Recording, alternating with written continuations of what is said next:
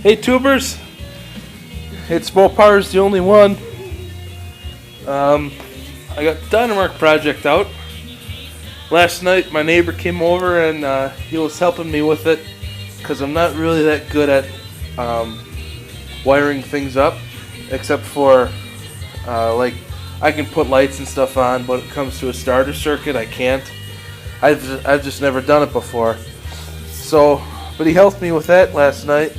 So I got the switch, that you see there, is wired into the solenoid, wired in properly to the battery,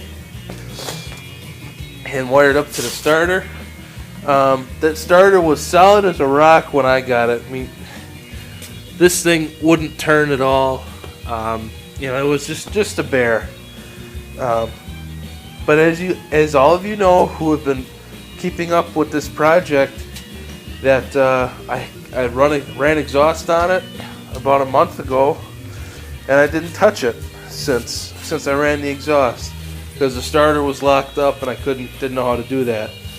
Well, here's what I did yesterday. I took this bottom cap off down here, then took this casing out, and then I couldn't get this off, this Bendix drive, so I thought no big deal, fine. And I just put a couple of drops of Marvel Mystery Oil on the armature on the inside and outside, and it spun freely. I put it all back together and bench tested it, and it ran great. Oh, and I also cleaned up the comm too, where the brushes go. And then I threw it back on here, and I hooked up the battery charger to it, as if to bench test it, and it wouldn't go. I thought, great.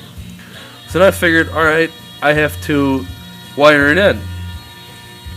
Battery's not going to go there. Battery's going to go in there. And I think I'm going to move the solenoid too. But anyway, last night I'd pour some gas right down the throat of the car, and it started up. I thought, whoa, runs great. Well, it would only run for a few seconds. Now I got it running for more than a few seconds.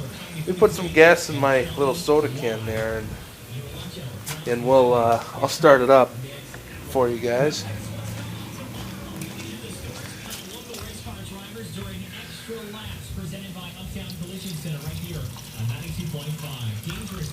That's enough. I'm not going to run it for very long.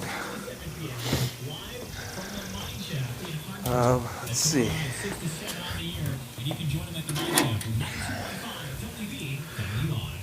Would you be interested in a portion of more than $2 million in cash? Thought so.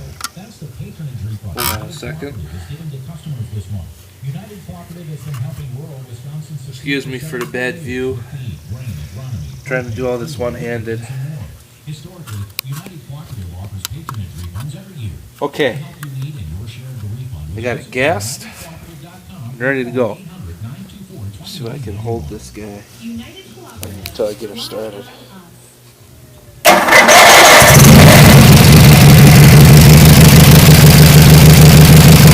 Oh yeah! A little bit of revving.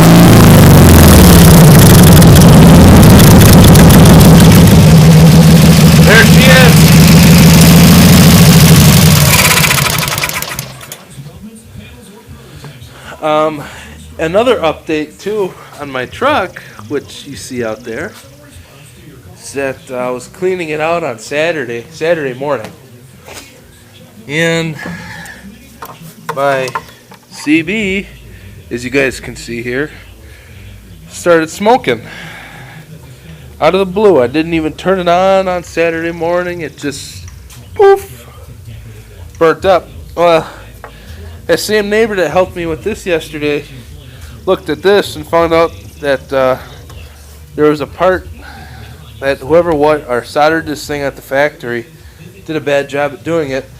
They put a heat sink in the wrong spot, and essentially, or not a heat sink, a piece of foam in the wrong spot so that it would actually keep the heat in. And when it would heat up and thaw, it would keep the heat in. Well, it wasn't good, and eventually it just burnt up. So, no big deal. So I'm getting a new CB. It's going to be a Cobra 29 LTD BT, you know, the Bluetooth edition Cobra. I'm very close to getting it. I need about $40 more or so, and then I can get rid of this thing. CB. It did me good. A little upset. I don't think that new one I'm going to get has the weather, so I got to do something about that, because I liked that feature.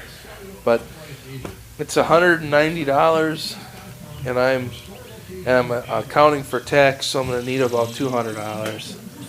And I'm almost there. I need 40 more. Then I can go pick up the new CB and put it back in here. Here's also what I did. Because after the CB burnt up, I got scared. I thought, oh, I don't want my truck to go or any of the stuff I put in it to go. So, if you guys remember it all, there used to be a huge plume of wires in here. They come down and stuff. Not anymore. They come through the firewall. I don't know how good you guys can see that. See that little hole? Yeah, I'll zoom in. That hole right there is where originally the hood latch cable went through. Well, I ran it all through to a piece of snakeskin. Then it comes up in there, goes up through the ashtray, and then to the back of my switches. And this was added because this was sitting on the CB originally, like right here. You know, it's set like there, and now it's up here. So I got all my switches at my disposal. So looks kind of plain without the CB there. And I also moved my GPS to right here. So that should be a little nicer. But now I got everything all done with this thing. Just about, I should say. I gotta run a clutch on it, and then run the drive belt, and then I can put a throttle on it. Then I'll be done. And I gotta make a gas tank and mount the battery. So I think I'm gonna mount the battery today. And then I'm going to see what I can do about a gas tank. Alright, so a little bit of an update in running of the Dynamark. Alright, see you guys later.